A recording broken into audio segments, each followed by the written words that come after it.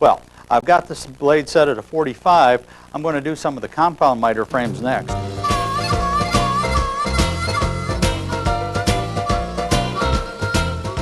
There are more bevel cuts on these than on the flat stock, and the first two cuts will be these very small ones on the inside edge. This will allow the stock to be tipped up like so in a 45.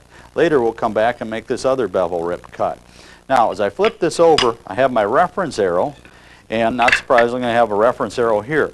So I know that my arrow points away from the fence for both of these cuts. And again, that arrow that we put on when we did the coves is a good registration. And members, as you think about all these operations, it's good you leave the marks until you're done. So let's make the cuts.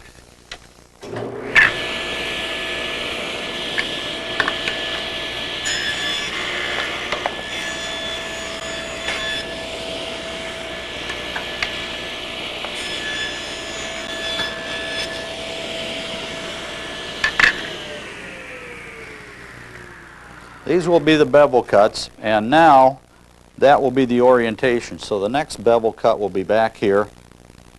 Well, the blade's still at a 45-degree angle, except I've changed the position of the fence and the feather board, and the guard is still acting as my barrier. What I'm going to be doing now is cutting this larger bevel off the edge. And again, my reference arrow, since I'm going to be cutting down here, should be toward the fence, and that's the way I have my piece. If I had a stack of them, I'd have them stacked that way so I could pull them off that pile and do it correctly. And members, that's a good tip to remember, that keep your orientation right, all your pieces facing the same way. Well, I'm ready to make the cut.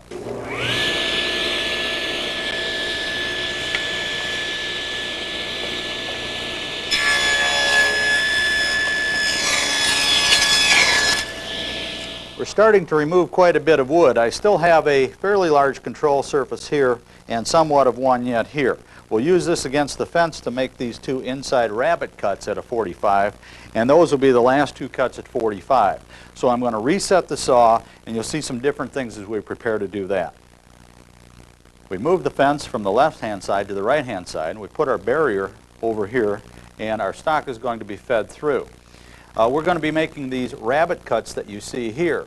And if you set carefully, you can actually make both of these cuts with one setup. And notice that I actually fed through and made the lower cut, and then I came back to make a little bit of the top cut. And they line up. The bottom is a perfect V, and that's good because now what's going to happen is I make one setup for two cuts. And if you're that lucky the first time, you should buy a lottery ticket. Now, we know then that the bevel will be outside like so, and as you go through, there is a tendency for this to turn. To reduce that likelihood, I have a thinner push stick which allows me to stay on the center line of the workpiece and eliminate that hazard. And members, you may want to think about setting up for a push stick of that sort so that you stay on the center line and avoid that twisting action.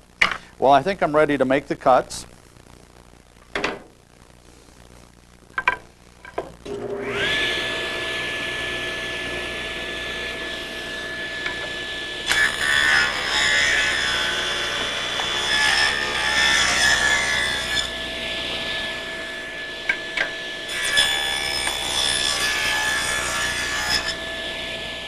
You also notice we had an absence of the splitter. We can't use the splitter because it isn't a through cut, so there will be some small pieces like so.